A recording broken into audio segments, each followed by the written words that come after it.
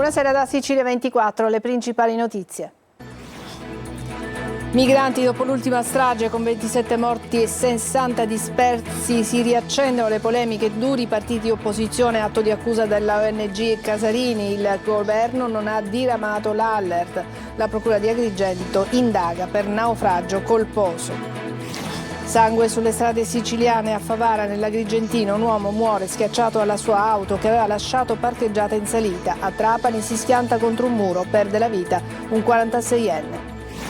Ferragosto, Taormina rimane la perla delle vacanze. A Catania tanti turisti stranieri, file nella Valle dei Templi di Agrigento, assalto alla Scala dei Turchi. La Sicilia è la meta più scelta d'Italia secondo i portali dedicati al turismo. Catania, disagi agli sportelli degli uffici postali, tutti in fila per ricevere l'accredito e il reddito di inclusione, caos generato anche da notizie poco chiare. Spettacolo di Andrea Marina di Modica, Cristiano canta il padre Fabrizio in un incontro di generazioni. Tango, il filo che unisce Catania all'Argentina con 6 giorni di milonghe e ballerini provenienti da 27 paesi del mondo.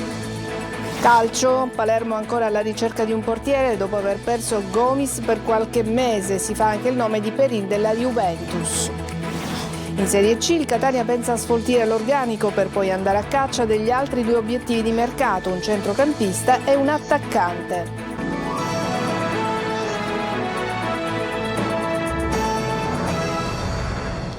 Bentrovati, ancora notizie sull'ultimo naufragio avvenuto al largo di Lampedusa. È stata effettuata l'ispezione cadaverica, le vittime sono morte per annegamento. Intanto si sta cercando un cimitero, un posto dove seppellire i migranti morti in mare e non si placano le polemiche su questa ennesima tragedia del mare. Laura Spanò.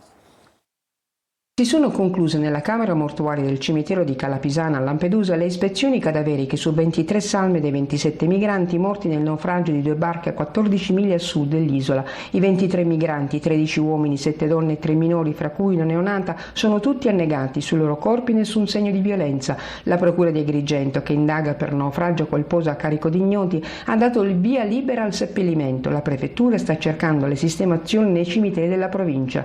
Il sindaco di Lampedusa, Filippo Mannino, si è detto disponibile al seppellimento dei migranti sull'isola, visto che al cimitero comunale ci sono 500 posti a disposizione.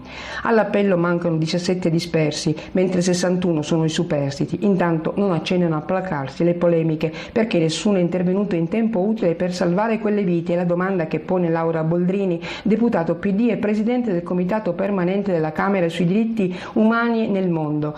Anche Luca Casarini, capomissione di Mediterranea Saving Humans, interviene sul tema dei soccorsi e ribadisce che serve un piano di soccorso vero. Per il ministro dell'Interno Matteo Piantedosi, questo drammatico episodio conferma ancora una volta l'urgenza di prevenire sin dai territori di partenza i pericolosi viaggi in mare e di combattere senza tregua lo spietato affarismo dei trafficanti di esseri umani che alimenta questo fenomeno.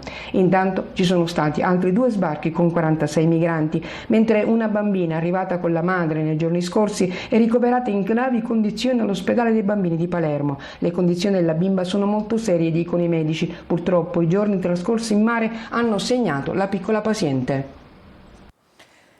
2 vittime nelle strade nelle ultime ore a Trapani, lungo la centralissima via Virgilio. È morto un uomo di Valderice a bordo della sua auto, ha finito la corsa contro un muretto nei pressi della struttura che ospita il mercato amico. Un impatto violentissimo, nessuna frenata, nessun segno visibile sull'asfalto.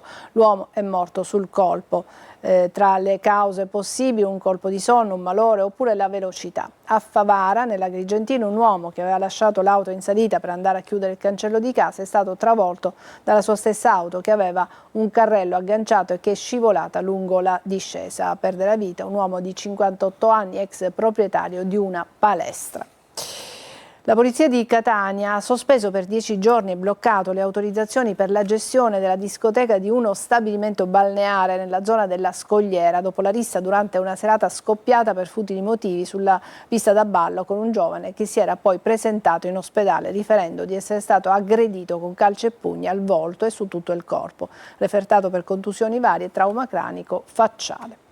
E adesso apriamo l'ampia pagina che abbiamo dedicato al Ferragosto. La Sicilia è la meta più scelta d'Italia, a dirlo sono i portali di settore, dalle spiagge affollate di giovani che trascorreranno questa notte in tenda alla processione della Vara dell'Assunta a Messina e i musei aperti e poi l'Etna e le Madonie. Ecco come in molti trascorreranno il Ferragosto. Desiree Ferlito.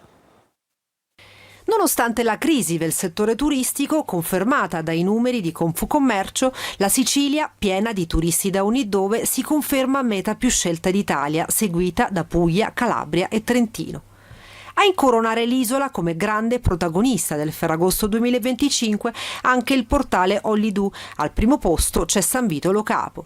Per chi si sposta in auto da e verso la Sicilia, la buona notizia è che il prezzo della benzina in questo periodo è sceso ai minimi storici. Non succedeva dall'inizio della pandemia. Per quanto riguarda strade e autostrade è bollino rosso.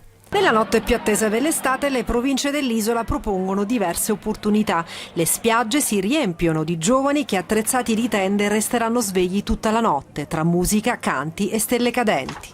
A Messina c'è attesa per la processione della Vara di Ferragosto. In provincia di Caltanissetta c'è la festa di San Rocco a Butera. Altro momento di forte suggestione religiosa e culturale è la processione della Vara dell'Assunta a Randazzo, in provincia di Catania. Nel capoluogo etneo il Ferragosto si vivrà tra sapori unici, tradizioni ed eventi. Musei e siti archeologici aperti e mostre d'arte nei principali spazi espositivi e gallerie della città. Per chi non sceglie il mare, ricca è l'offerta, dalle cime dei Nebrodi e delle Madonie all'imponenza maestosa dell'Etna, l'occasione giusta per godere di panorami mozzafiato e sfuggire al gran caldo. Pienone a Taormina e alle Isole Eolie, boom anche nella zona di Milazzo. L'aumento dei costi diminuisce il numero delle giornate di vacanza, molti sono gli stranieri attirati ancora dall'effetto White Lotus, mentre il mare più bello è da scoprire in barca. Francesco Triolo. In un'estate in cui la sensazione è quella di un calo di presenze nel lungo periodo, Taormina si conferma regina del Ferragosto. Da oggi e sino a domenica è difficile trovare anche solo una stanza nelle sistemazioni alberghiere ed extraalberghiere della Perla dello Ionio, un dato che fa da contraltare al resto dell'estate, dove sembra essere diminuito il tempo di presenza dei turisti che scelgono vacanze più brevi rispetto agli anni scorsi, italiani col turismo di prossimità, stranieri attirati ancora dall'effetto White Lotus, e anche nei lidi il boom è stato sempre, soprattutto nei weekend. Dall'Isola Bella a Villagonia il mare più bello è da scoprire in barca. Una situazione simile anche alle Isole Eolie, dove gli arrivi e le presenze si sono concentrate soprattutto nelle prime 2 settimane di agosto sino a domenica prossima. Vulcano e l'isola dei Messinesi, Lipari, dei siciliani, Panarea e Stromboli vedono presenze dal nord Italia. Boom anche a Milazzo nel weekend, dove la Baia del Tone e Dingoia sono tra quelle prese d'assalto. Qui si registra un aumento degli affitti di case vacanze grazie anche alla vicinanza proprio con le Isole Eolie, che favorisce le escursioni, mordi e fuggi. Dappertutto resta un dato: dopo la voglia di vacanza post-Covid, adesso gli italiani, ma anche gli stranieri, fanno i conti con il portafogli, anche perché i costi sono aumentati tutti, dagli alberghi al cibo agli ombrelloni spiaggia, un dato, quello dell'estate 2025, che a fine stagione dovrebbe essere analizzato dagli operatori del settore. Ad Agrigento presa d'assalto la Scala dei Turchi e lunghe file nella Valle dei Templi. Vediamo con Davide Sardo. Ferragosto ad Agrigento sarà una giornata di festa, ma anche di controlli e regole precise per garantire la sicurezza di tutti. Come stabilito dall'ordinanza comunale, è vietato accamparsi in spiaggia e accendere falò, misure pensate per prevenire incendi e tutelare l'ambiente costiero. Le restrizioni riguardano tutte le località balneari, dalla Scala dei Turchi a San Leone fino a Punta Bianca. Proprio la Scala dei Turchi in queste ore è presa d'assalto dai vacanzieri. Centinaia di persone affollano la celebre Scogliera Bianca, meta iconica per foto e bagni, con inevitabili rallentamenti lungo le strade d'accesso e parcheggi saturi. Sul litorale e nelle aree più frequentate saranno impegnati polizia, carabinieri, guardia costiera e volontari della protezione civile, con pattugliamenti e controlli costanti per garantire un Ferragosto sereno e rispettoso delle regole. Intanto la Valle dei Templi è già piena di turisti, lunghe file di visitatori e appassionati percorrono i viali del sito archeologico, uno dei simboli più noti della Sicilia nel mondo. Ma ci sarà spazio anche per la musica e per il divertimento. Il momento clou sarà Piazza Giglia a San Leone, dove l'Ordine Errore terrà un concerto gratuito che si preannuncia molto partecipato. Dal comune arriva un appello chiaro: festeggiare senza sporcare, portare via i propri rifiuti e lasciare le spiagge pulite. Un gesto semplice per preservare la bellezza del nostro mare anche il giorno dopo la festa. Anche Catania fa il pieno di turisti, sarà comunque un Ferragosto all'insegna della tradizione. Tonino De Mana. Tra sacro e profano, tra la festa di Sant'Agata, il Tango Festival, passando per mare, Etna e centro storico, Catania fa il pieno di presenze con turisti provenienti da ogni angolo del mondo. Da dove vieni? Da Seneca. Come Catania? Bellissimo. Cosa hai alle tue spalle? La catena della Sant'Agata. Non è la prima volta che vengo in questa magnifica città. E quali sono le sensazioni? Tanta accoglienza. Prenderemo uno scooter e gireremo un po' tutte le zone qua in parte, qua nella zona, e dopo noi siamo tanghieri, c'è un festival di tango qua a Catania. E siamo venuti apposta per ballare in questo festival internazionale. E poi ci sono i catanesi che risiedono al nord ma che trovano modo e tempo per tornare e respirare aria di casa. Ho visto fare un selfie, però non ha fatto il selfie con la moglie, ma con che cosa? Con la cattedrale. E perché? Perché sono devoto a Sant'Agata io. Dove sta adesso? Adesso abito a Carmagnola, in provincia di Torino. C'è tutto, c'è il mare, c'è la montagna, abbiamo tutto, siamo ricchi. E c'è Sant'Agata. E c'è Sant'Agata soprattutto. Catania è la nostra città, ce l'abbiamo nel cuore e quindi possiamo essere ovunque, ma Catania è sempre con noi. E se possiamo scegliere un posto dove andare in vacanza ogni anno, scegliamo sempre di tornare qua. Tradizione anche a tavola. Pasta a forno, parmigiana, le nostre cose tipiche, insomma. Quante granite hai mangiato finora?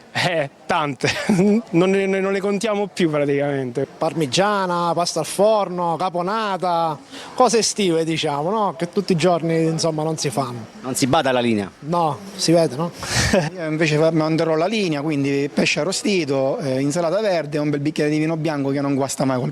Anche a Catania è previsto uno speciale piano di sicurezza con stop a falò, tende e bevande alcoliche da asporto.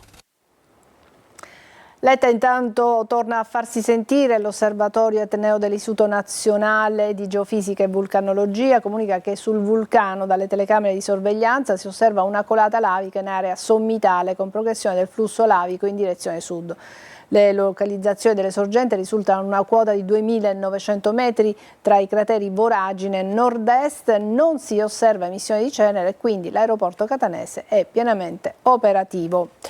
E adesso andiamo vi mostriamo cosa è accaduto questa mattina agli uffici postali di Catania. Caos per l'accreditamento dell'assegno di inclusione, ma molto dipende anche da una cattiva informazione. Sentiamo Tonino De Mana. In fila sotto il sole, sin dal mattino, non per divertimento, ma per necessità. L'altra faccia della vigilia di Ferragosto è quella che vi mostriamo, con code interminabili negli uffici postali e tanta confusione, spesso generata da notizie che cavalcano sui social e che mandano in confusione tutti, addetti ai lavori compresi. Tanti catanesi, ma il problema riguarda tutta Italia, in queste ore sono alle prese con l'accreditamento dell'ADI, assegno di inclusione, che per gli aventi diritto sostituisce il reddito di cittadinanza. Nonostante l'INPS avesse chiarito che la carta sarebbe rimasta uguale in assenza di variazioni, molti hanno fatto le ore piccole per avere una nuova carta che in realtà non è necessaria. Per dirimere la questione, in ogni ufficio postale è stato affisso questo avviso.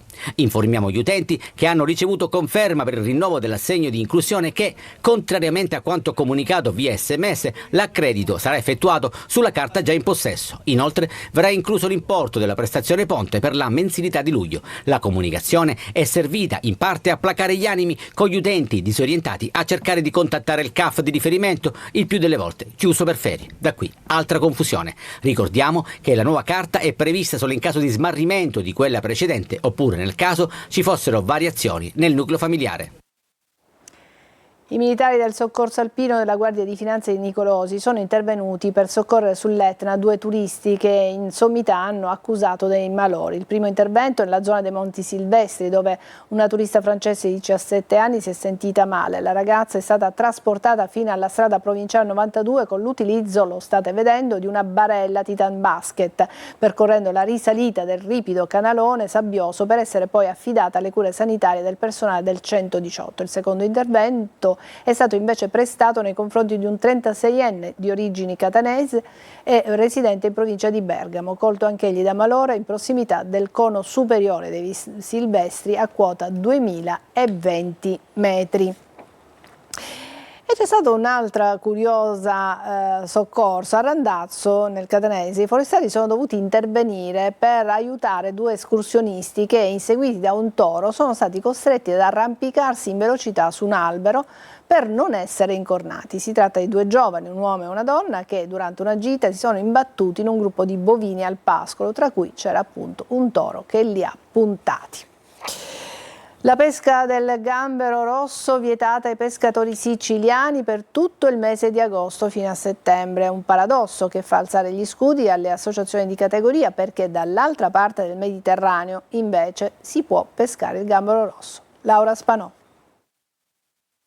Niente pesca al gambero rosso per la marineria siciliana. Il fermo iniziato il 7 agosto riguarda talune specifiche aree di pesca anche per il gambero viola mediterraneo e si concluderà il 5 settembre. Stop per i pescatori mazzaresi di Siracusa, di Scogliti, di Portopalo di Capopassero, Sciacca, Pozzallo, Porto Empedocle e Lampedusa.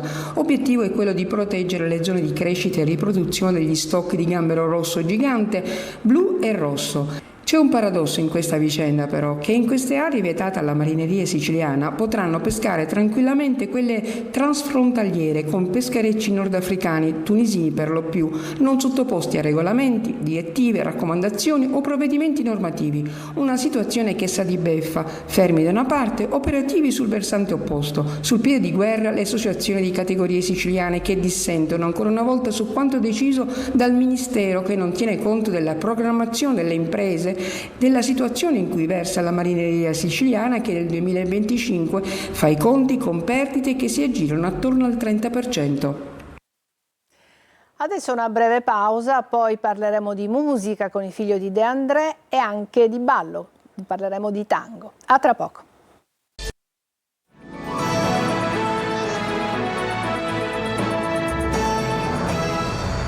A Marina di Modica l'omaggio a Fabrizio De André con il concerto del figlio Cristiano. È stato un incontro di generazioni. Desiree Ferlito. E c'era il sole negli occhi belli, lui ti baciò nelle labbra di caffè.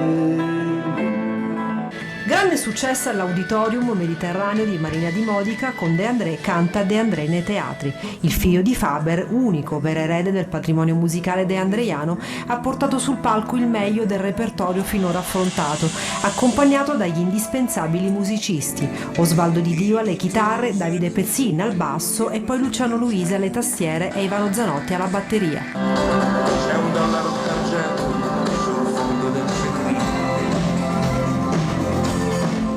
Ma Cristiano De André non è solo un cantautore, ma anche un abilissimo strumentista. Ha incantato il pubblico di Marina di Modica con una continua sperimentazione, chitarre, pianoforte e violino, intrecciando narrazione e melodia, storia e sentimento.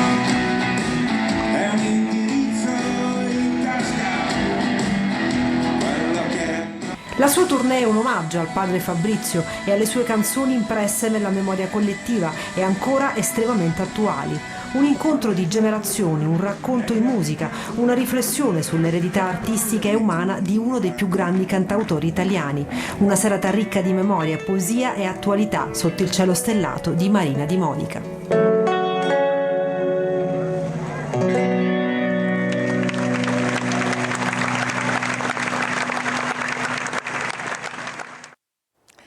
Sei giorni di milonghe. A Catania torna il Festival del Tango con ballerini provenienti da 27 paesi del mondo per celebrare un ballo che è un inno all'abbraccio e al dialogo nel filo che lega la città del barocco all'Argentina. Lorena Dolci.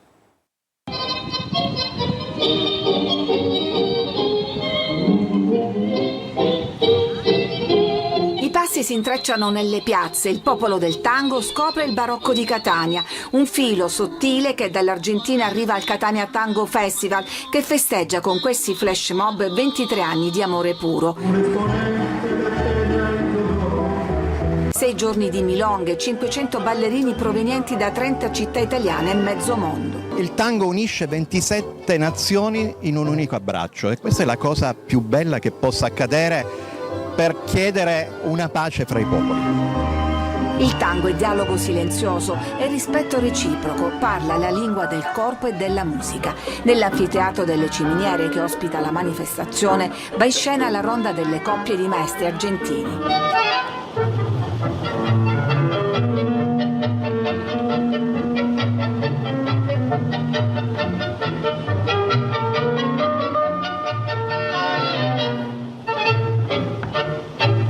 Spettacolo, show, esibizioni, ma anche lezioni e seminari per gli allievi che vogliono imparare le regole per danzare all'unisono. Quello che vi auguro è di godere di questi 6 giorni di tango con tanti abbracci e sorridete tanto e abbracciatevi con tanto affetto. Buon tango a tutti e buona settimana.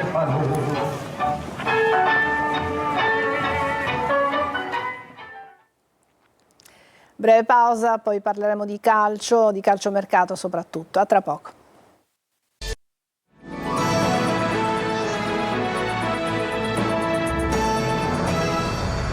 Eccoci al calcio, ancora alla ricerca di un portiere, il Palermo, che dopo aver perso Gomis per qualche mese è alla ricerca di un estremo difensore. Si fa anche il nome di Perin della Juventus.